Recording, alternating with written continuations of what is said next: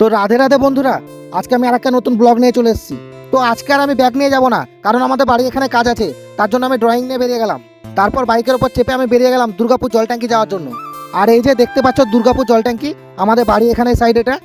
আর আজকে আমি এখানে এসেছি একটা পোস্টার টাঙাতে, যে পিএইচির কাজ কিছুদিন বন্ধ থাকবে তাই।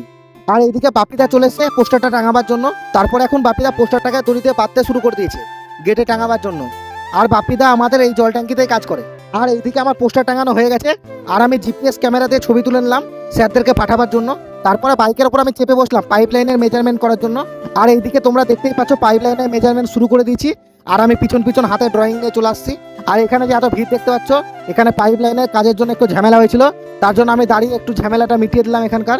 আর এই গরমের মধ্যে হেঁটে হেঁটে মেজারমেন্ট করতে আমার অবস্থা খারাপ হয়ে গেছে, তার জন্য একটু গলায় জল ঢেলে নিলাম আমি। তারপর আমরা আবার মেজারমেন্টের কাজ শুরু করে দিয়েছি।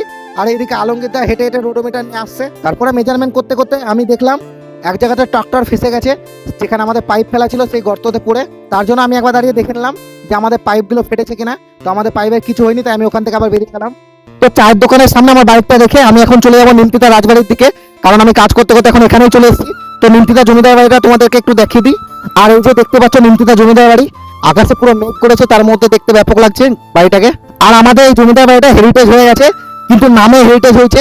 এখন পর্যন্ত এই জমিদার বাড়িতে কোনো কাজ শুরু হয়নি। আর এইদিকে কতটা মেজারমেন্ট করলাম সেটা হিসাব করা শুরু করে দিয়েছে ওরা। আর আমি বসে থেকে কি করবো, তাই দোকানদারের কাছ থেকে একটা বিস্কুট নিলাম আমি খাওয়ার জন্য। তারপর আমি চায়ে ডুবিয়ে বিস্কুট খেতে শুরু করে দিলাম।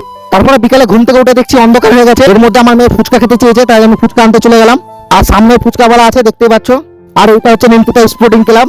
তো ফুচকাওয়ালার কাছে ফুচকা বাড়ি নিয়ে যাওয়ার জন্য নিয়ে নিলাম আমি। তো আমি এখন ফুচকা নিয়ে বাড়ি যাই। দেখা হবে পরের ভিডিওতে। ভিডিওটা ভালো লাগলে লাইক করবেন, শেয়ার করে দেবে। টাটা।